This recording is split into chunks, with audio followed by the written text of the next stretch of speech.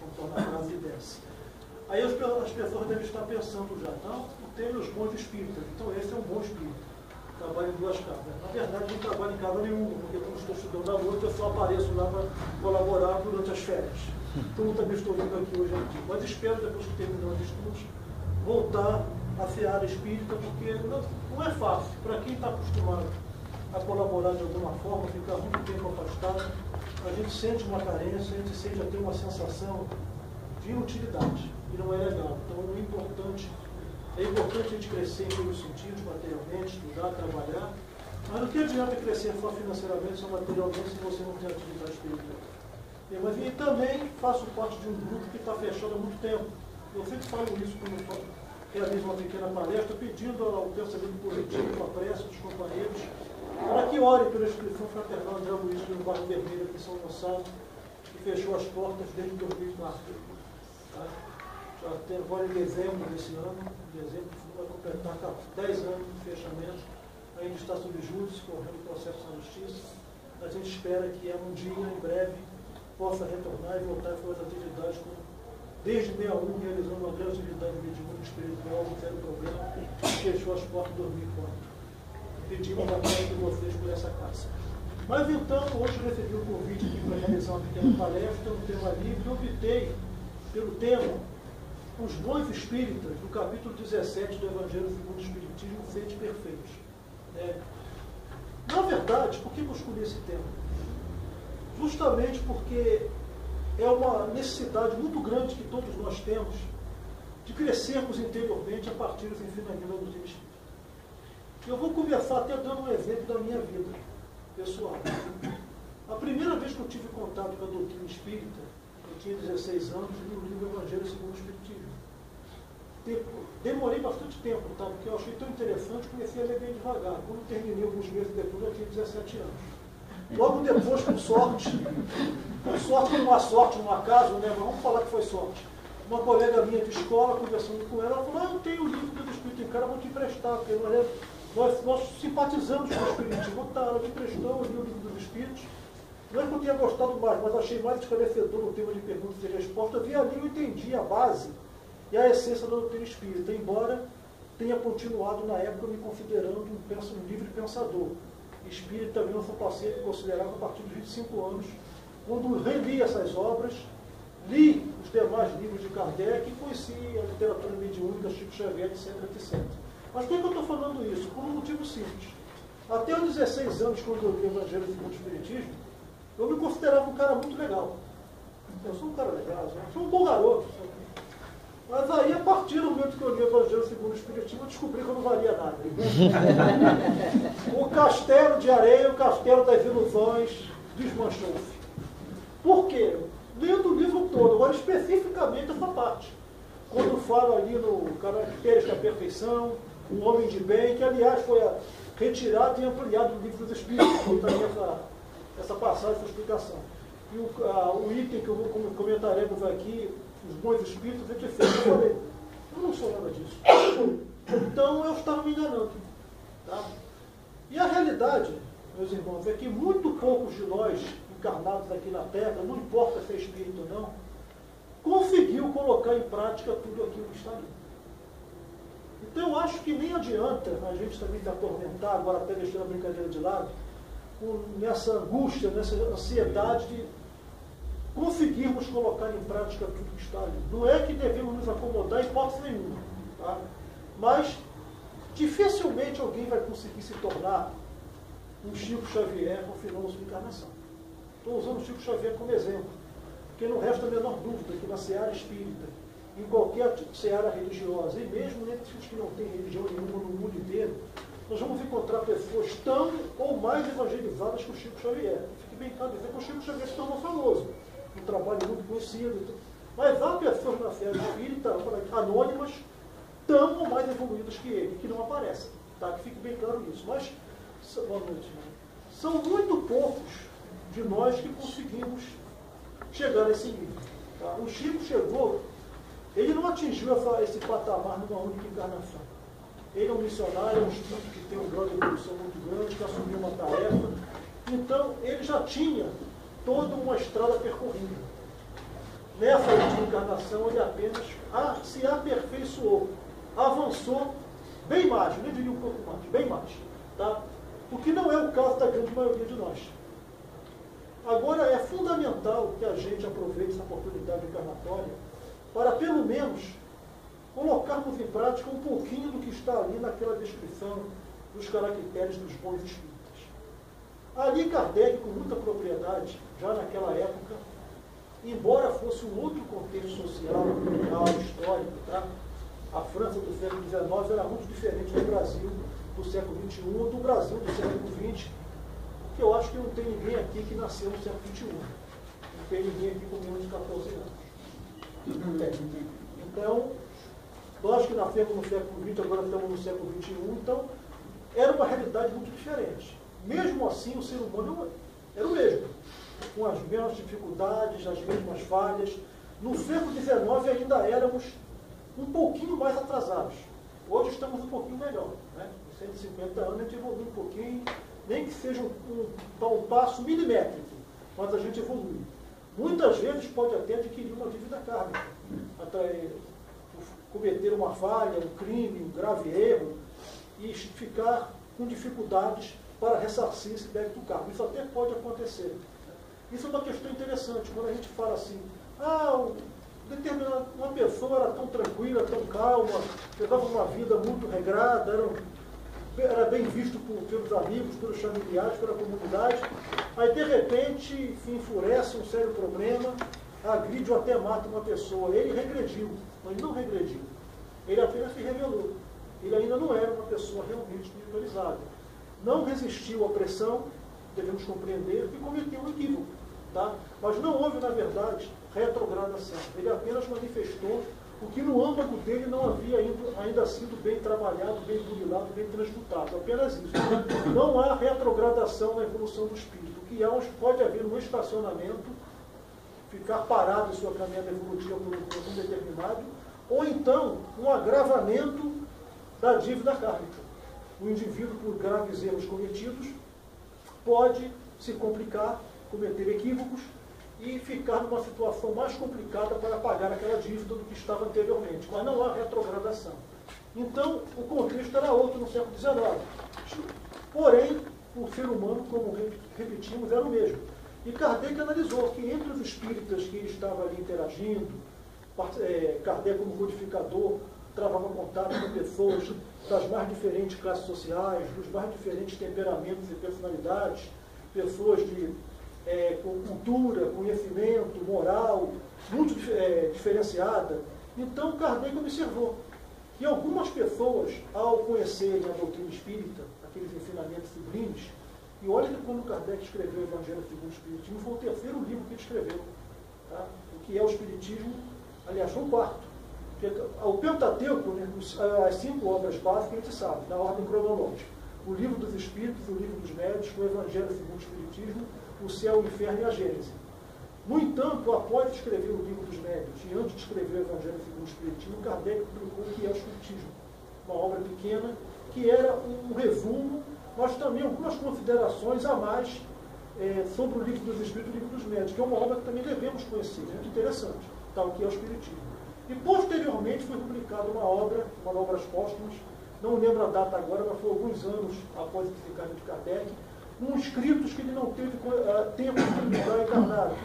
E algumas considerações muito interessantes também que todos nós devemos conhecer. Mas então o Evangelho segundo o Espiritismo foi o quarto livro, o terceiro do Pentateuco e o quarto livro escrito por Kardec. A doutrina ainda, boa noite, a doutrina toda, a doutrina ainda não estava completa. Ele ainda ia analisar o céu e o inferno, a Gênese, tecer muitos comentários sobre a origem do homem, ia analisar a questão de Adão e Eva, a questão da vida do Cristo, os milagres que o Cristo realizou, a formação do planeta Terra, analisar em detalhes as condições do espírito após o desencarne, por isso o céu e o inferno, as condições dos espíritos que estavam em situação feliz, aqueles em situação mediana, aqueles que eram sofredores. Tudo isso Kardec estudou, publicou posteriormente. Então a doutrina ainda estava a meio caminho. No entanto, com a publicação do Evangelho segundo o Espiritismo realmente se assentou como sendo uma doutrina à parte. Até então, o próprio Kardec admitia que era possível a pessoa ser espírita, porque o espiritismo era uma crença, uma opinião, e permanecer na condição de católico, protestante, judeu. Por que ele falou católico, protestante, judeu? Porque eram as três religiões básicas do cidadão europeu. Não vivíamos no século XIX num mundo globalizado. Daí a diferença de contexto cultural, social e histórico. Né? Era muito difícil a gente encontrar na Europa do século XIX um cidadão muçulmano, budista ou hinduísta. Kardec, por exemplo, se alguém falasse com ele sobre candomblé, o que é isso? Ele não poderia falar que era candomblé. Umbanda ele não poderia saber mesmo, porque a Umbanda surgiu em 1910, contra a religião. A palavra Umbanda existia no século XIX, mas não existia contra a condição de uma doutrina religiosa. Então Kardec não poderia saber, evidentemente. Mas, naquela época, na Europa do século XIX, as religiões básicas daquela sociedade eram o catolicismo, o protestantismo e um pouquinho do judaísmo, que os judeus, desde o tempo da diáspora, se espalhou pelo mundo inteiro, principalmente para a Europa. Então, era a cultura religiosa do cidadão europeu. Então, Kardec considerava até então que era possível ser espírita e, ao mesmo tempo, manter a sua condição de católico, protestante e judeu. Com a publicação do Evangelho segundo o Espiritismo, ficou claro que isso dificilmente seria possível.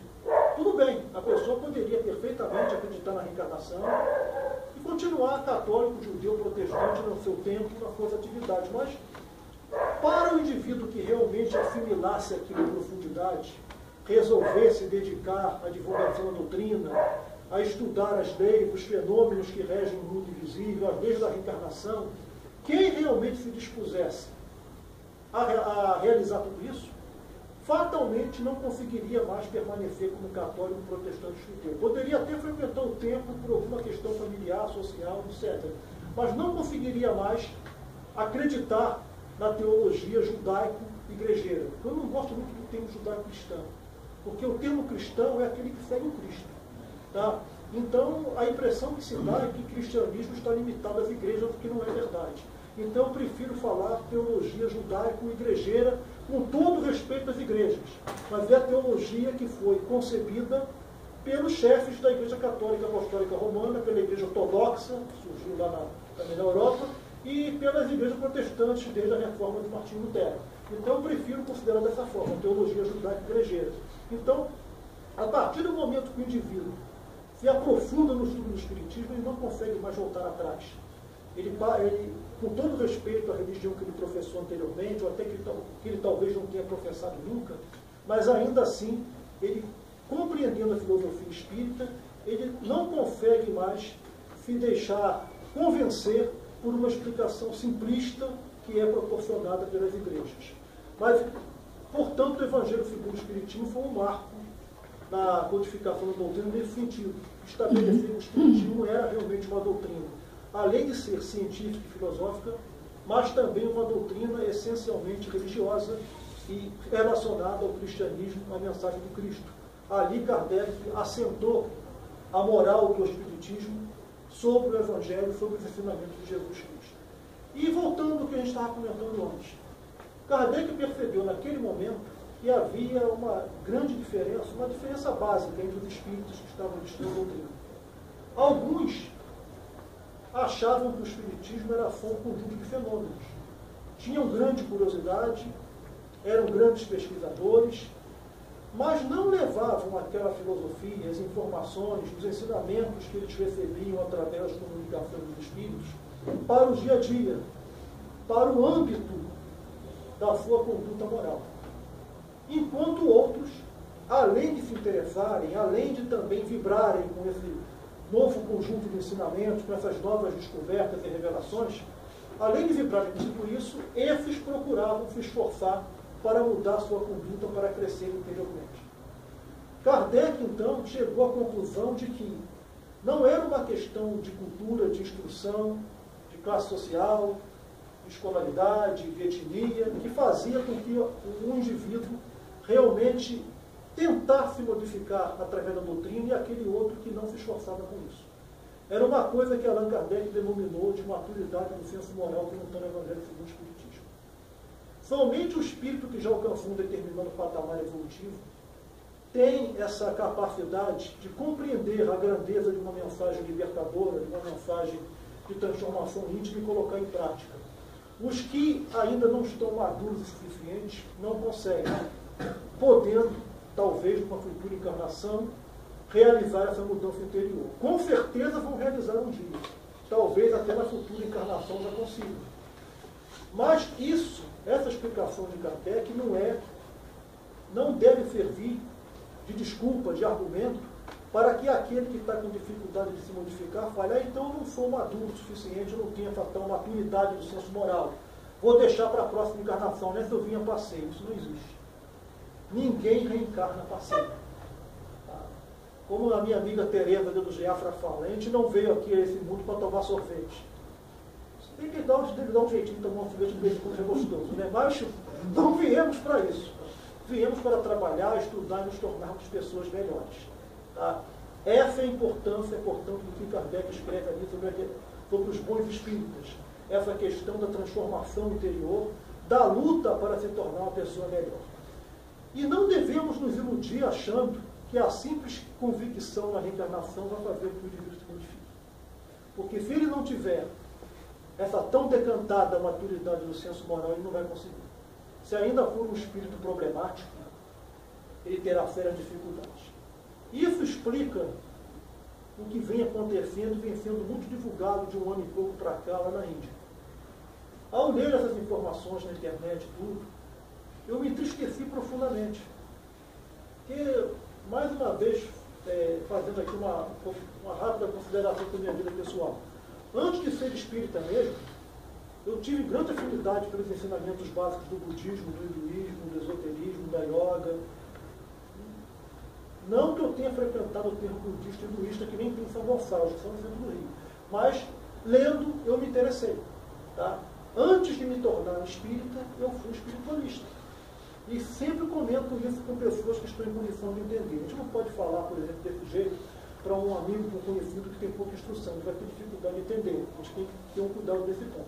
Mas para quem está em condições de entender, eu falo que, acima de tudo, eu sou um livre pensador espiritualista. Depois eu sou um seguidor do espiritismo, da doutrina codificada por Allan Kardec. E também, além de tudo isso, sou simpatizante estudioso do hinduísmo, do budismo, do esoterismo, da Umbanda, etc. Eu sempre explico para quem tem condições de compreender. Mas por que eu estou falando isso?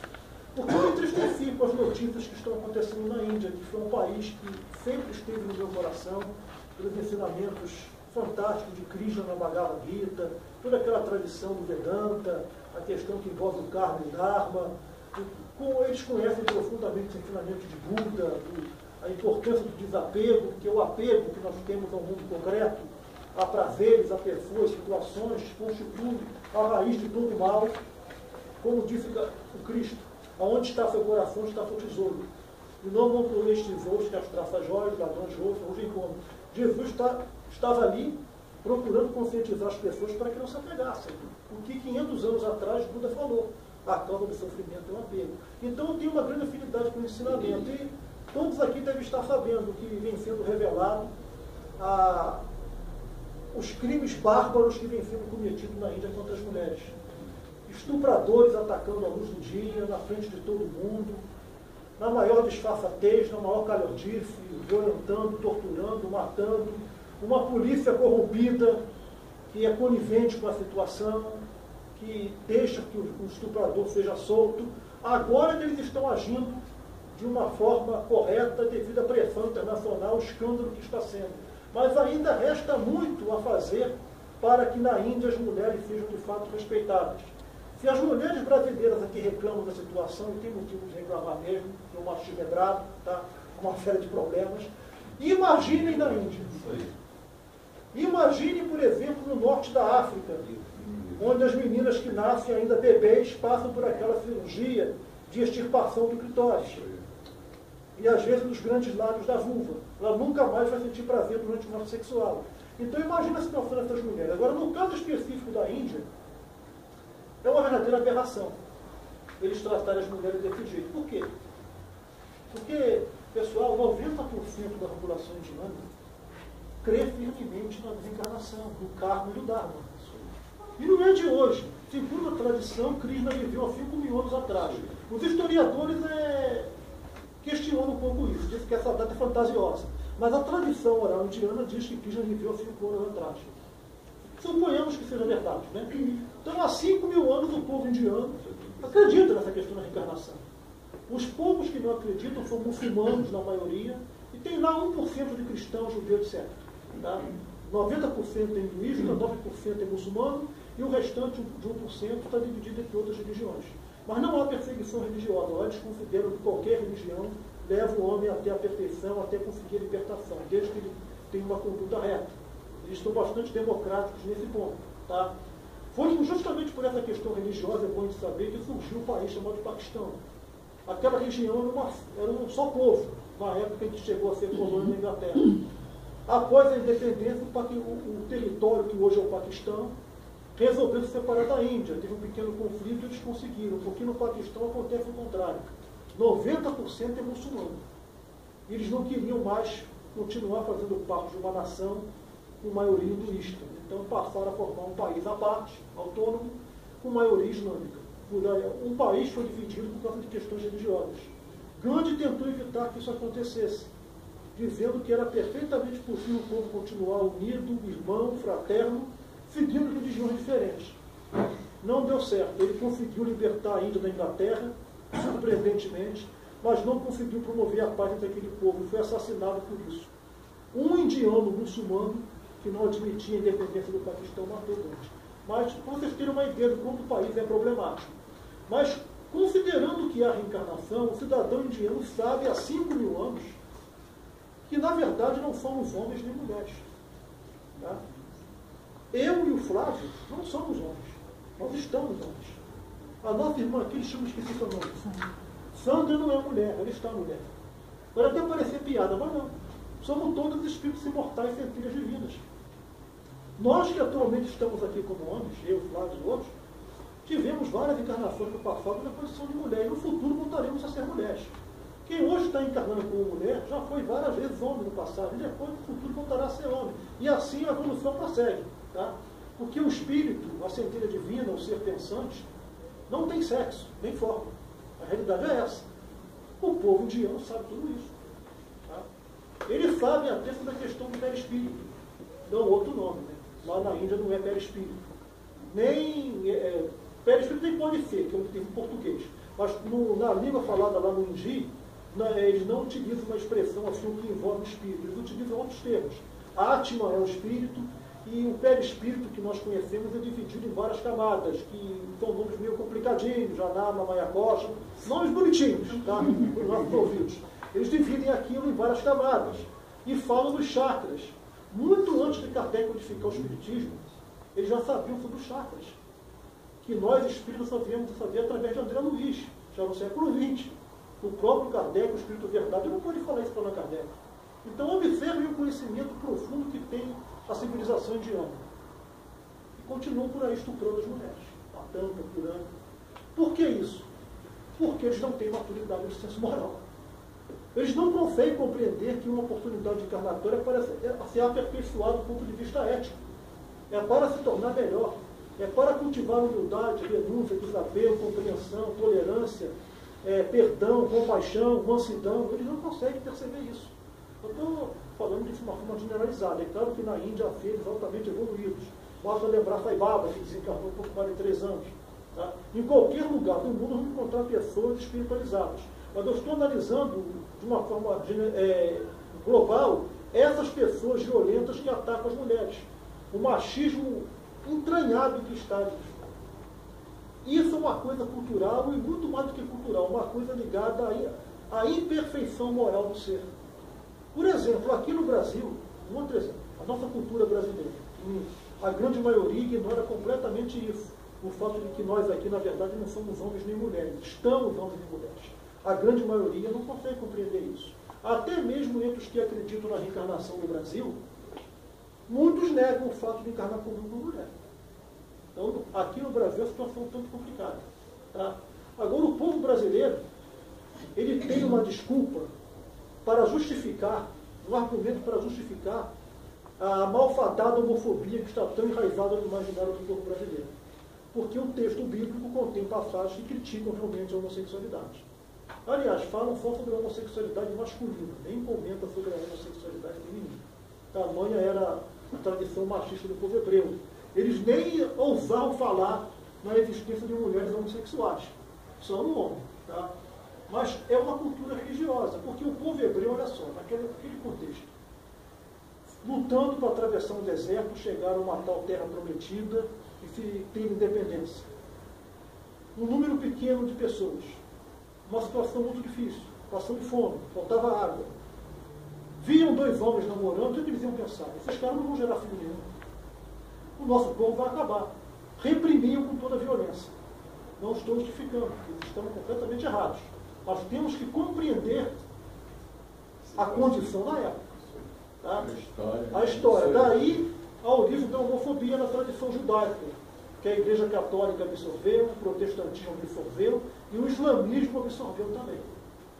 O Islã ainda continua matando os homossexuais. A Igreja Católica não mata mais ninguém. Torturava e matava na Inquisição. Hoje não. O protestantismo também não mata ninguém, apenas execa e demoniza. Tá? O judaísmo também não mata mais ninguém, mas também demoniza. O homossexual em Israel não tem vida fácil. Tá? A situação é difícil. Então, mas aqui no Ocidente existe uma origem religiosa para justificar isso. Está errado? Está errado. Mas é compreensível. Vamos estabelecer um paralelo.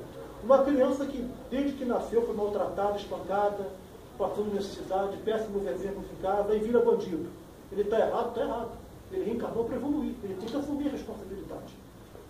No entanto, a dívida, a responsabilidade kármica dele, melhor dizendo, é menor que daquela criança que nasceu numa família de boa condição material, de pessoas éticas, fraternas, solidárias, que explicaram o porquê da vida. Aí ele falou, quer saber? Eu vou virar bandido, virar ladrão, começa a... Ou pior, se torna colarinho branco, desviando verbas públicas da empresa, da família. É muito pior. Mas a realidade não é essa. Então, nós temos que entender. O cidadão ocidental, compreende-se por que o cidadão ocidental é homofóbico. Agora, não dá para entender por que indiano, chinês e japonês é homofóbico. A homofobia na Índia, na China e no Japão é muito pior que aqui. E não há justificativa religiosa. Buda, Krishna, não falaram sobre isso. Confúcio, Lao Tse, não. Não está nos livros religiosos desses povos referências ou críticas, condenações à homossexualidade. Então, por que eles têm essa conduta? Porque não tem maturidade do senso moral. Se sabe que o espírito não tem sexo, se estamos homens ou mulheres, entende-se que a homossexualidade é uma experiência transitória e necessária que todo espírito vai passar um dia. Mas não querem compreender isso. E continuam sendo preconceituosos. Esse é o grande problema. Acreditar na reencarnação não basta. Tem um comentário feito pelo espírito Inácio Ferreira, num dos meus livros, através do Carlos Bacelli. A gente não tem certeza disso porque o Inácio Ferreira diz que presenciou isso na época, mas não foi registrado em nenhuma revista. Quando aquele pesquisador indiano, Hemendra Banerjee, pesquisador da reencarnação, esteve no Brasil, acho que nos anos 70, não me lembro direito. E ele fez questão de conversar com o Chico Xavier, quem ele conhecia, que era talvez o principal divulgador e representante de uma doutrina reencarnacionista no Brasil. Aí o Chico falando com ele, houve um intérprete que o Banerjee não falava português, falava inglês. O Chico também não falava inglês, mas ele falava em português, um esperto lá que sabia falar inglês fazia esse intérprete. Aí Chico falou, mas doutor, o senhor não levou em conta a questão que a reencarnação serve para o indivíduo se aperfeiçoar do ponto de vista moral e ético? Ele falou, olha meu amigo, realmente não tinha pensado nisso. Observe só, o doutor Banerjee, pelo que se saiba, né, pelo menos do ponto de vista que era conhecido de todos, era uma pessoa de bem, um cidadão honesto, ético. Estava estudando a reencarnação a fundo, tentando comprová-la cientificamente, mas estava com dúvidas. Ou melhor dizendo, não tinha ainda atinado para essa questão básica de que o objetivo da reencarnação é a evolução moral e aperfeiçoamento ético do ser. Ele também estava um pouco confuso e até mesmo cego nessa questão. Então, observe como é difícil. Acreditar na reencarnação não basta. É necessário colocar isso no dia a dia. E é justamente por isso tudo que Kardec falou, que se reconhece um verdadeiro espírita como? Não é pelo fato de frequentar centro espírita. Não é pelo fato de ser tarefeiro, embora a escola de reforma interior provavelmente precisa de tarefeiros. Aquele que é um frequentador e puder se tornar um tarefeiro será maravilhoso. A questão não é essa. No entanto, o fato de ser um tarefeiro não faz com que o indivíduo seja um bom espírita. O fato de ser um palestrante não faz com que um espírita seja um bom espírita. Pelo contrário, um adendo. 99% dos expositores são os mais endividados dentro da seara espírita. Expositores e presidentes de centro espírita. Quem funda uma casa espírita e quem faz palestra representam, na verdade, com todo respeito, a escória da seara espírita. São os mais endividados, os trevosos, que praticaram as maiores atrocidades, mas não foi lá no tempo da Idade da Pedra, quando era homem de Neandertal, não. Foi há pouco tempo, 50, 100, 200 anos só, gente. Somos recém-saídos das trevas, a grande maioria que estamos aqui na doutrina espírita, e, sobretudo, expositor e fundador de casa espírita. Tá? Isso não é uma brincadeirinha, pode parecer gozação, mas não é.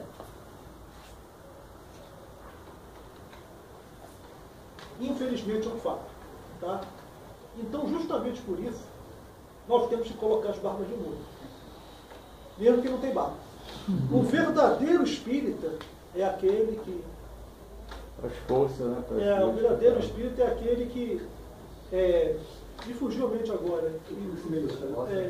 Reconhece pela sua incessante transformação moral e pelo esforço que faz para dominar suas marchas intensas. Ou seja, na verdade, o verdadeiro espírito não é aquele que já leu vários livros.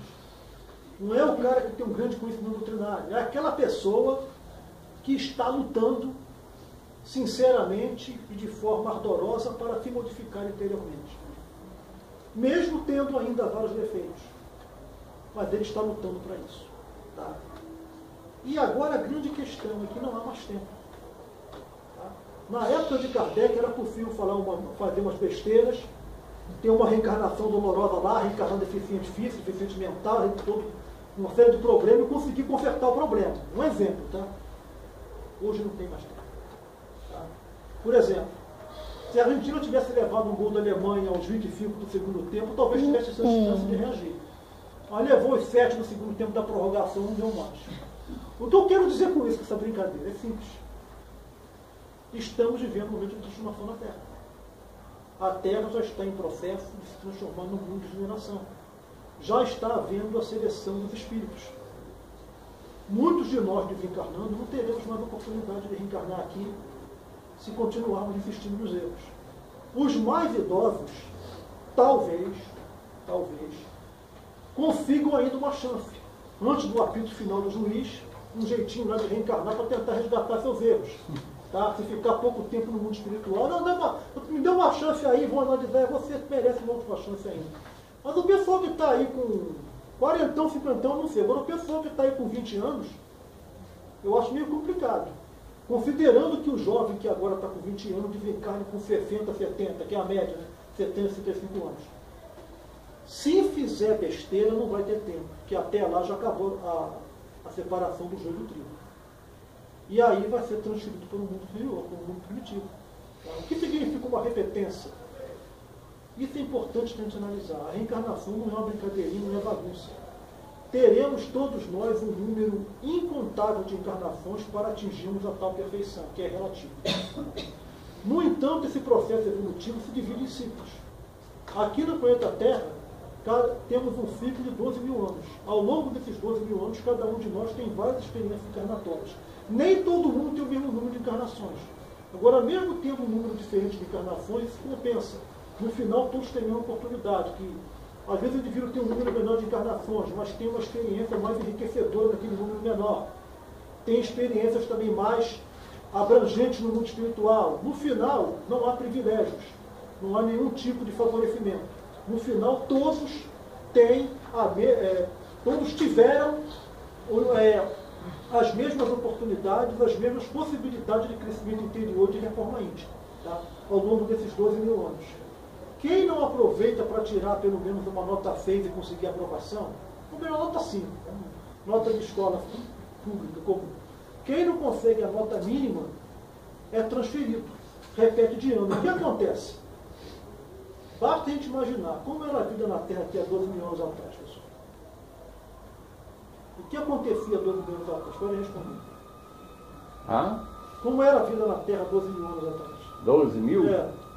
Deixa eu lembrar onde eu estava. Naquele tempo que a gente era Era jovem, difícil, né, galera? Era Era jovem muito naquele difícil. A dificuldade era Não imensa. dá nem para imaginar. É a idade da pedra, gente. É. Idade da pedra lascada. Não era Neandertal, era Homo sapiens. Homo sapiens está aqui há muito tempo. É. Mas éramos aqueles tipos bem troglodita. Foi a partir daí que começaram, que nós descobrimos as técnicas agropecuárias. A gente não sabia nem plantar. Pegava uma fruta, pegava uma raiz, pegava um negócio e comia. Ia lá, matava um animal lá, cozinhava no fogo lá. Fazia frio, pegava o casaco do animal e se cobria. Está frio, né? Na verdade, é um detalhe até interessante. A gente tem que se descondicionar dessa ideia de interpretar literalmente o mito de Adão e Eva. O ser humano passou a vestir roupa não foi para ocultar as nádegas, a genitália, no caso das mulheres, os seios, não. Ele passou a vestir roupa para se proteger do frio, das agressões do meio ambiente, de espinhos, pedras. Ninguém tinha vergonha de mostrar as nádegas na época, a genitália, a mulher de mostrar os seios. Isso não existia. Então, andar peladão era normal. Quando esfriava, casaco de pele, mas não era glacial. Depois é que surgiram as questões culturais, sociais, de associar a nudez à questão de indecência, falta de moral, de pecado. Surgiu por dentro. A princípio, a roupa para proteger o ser humano. Então, era uma vida muito primitiva, 12 mil anos atrás. Quem repetir de ano, aqueles de nós que não conseguirmos um mínimo de evolução moral nesse ciclo de 12 mil anos que está encerrando agora, neste século, está encerrando agora, tá? Será transferido para um planeta onde as condições de vida são iguais às da Terra de 12 mil anos atrás. Voltaremos a ser homens e mulheres das cavernas no mundo primitivo. Teremos que refazer todo esse processo. Não tem jeito. Então é importante a gente não sofrer essa repetência.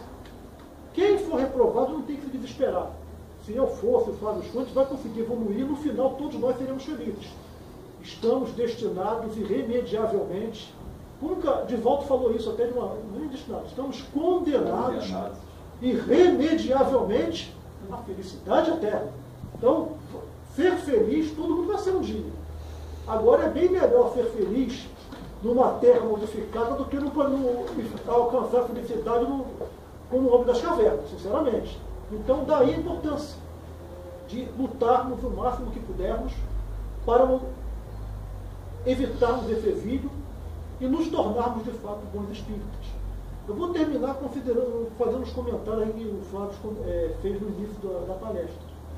Ele comentou sobre a questão de que o apóstolo Paulo fala na Bíblia que depois da morte vem o juízo. A frase completa é mais ou menos assim: é dado ao homem morrer uma vez, vindo depois do juízo. Essa frase é importante, que muitos religiosos utilizam-na para negar a questão reencarnacionista. Na verdade, essa frase em nenhum momento nega a reencarnação, porque o apóstolo Paulo foi claro: o homem morre uma vez. O que é o homem? É a personalidade humana, não é nem a pessoa, não é homem e mulher, é um indivíduo.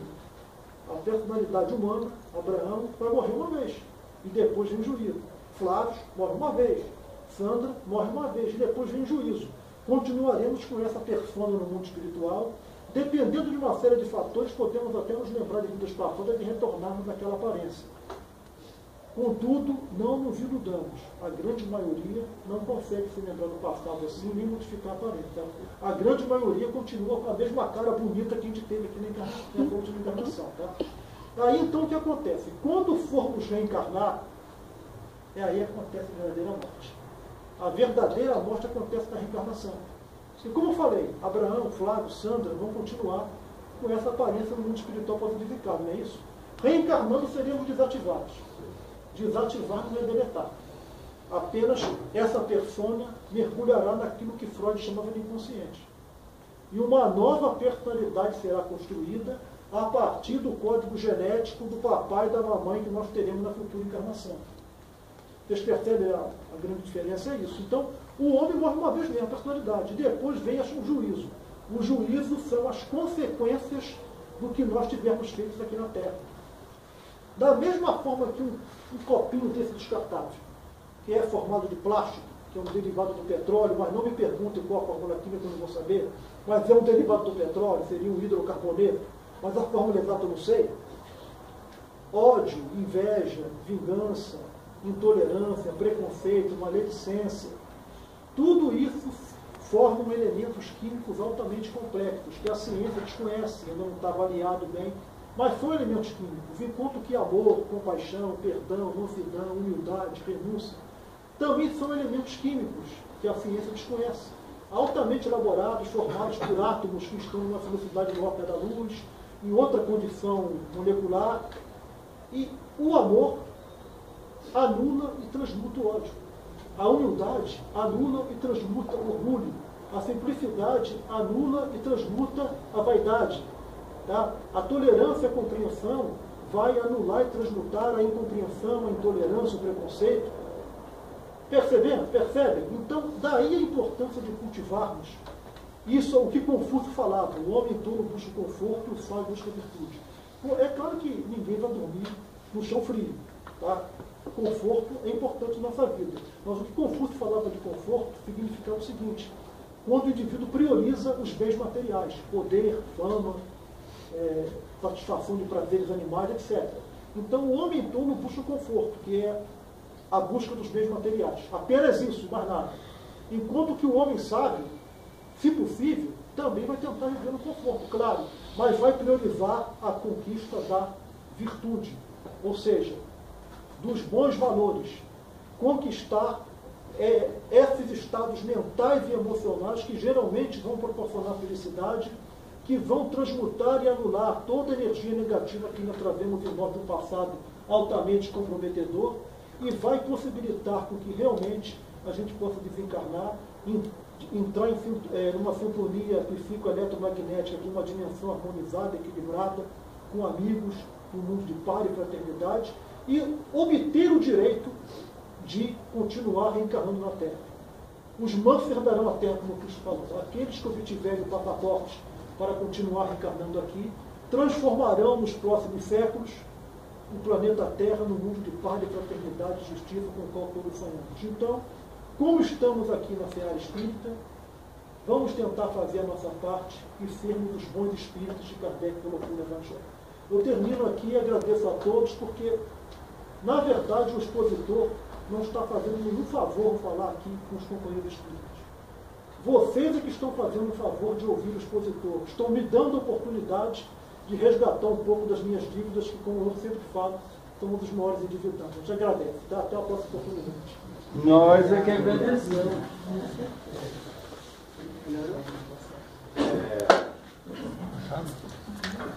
Então,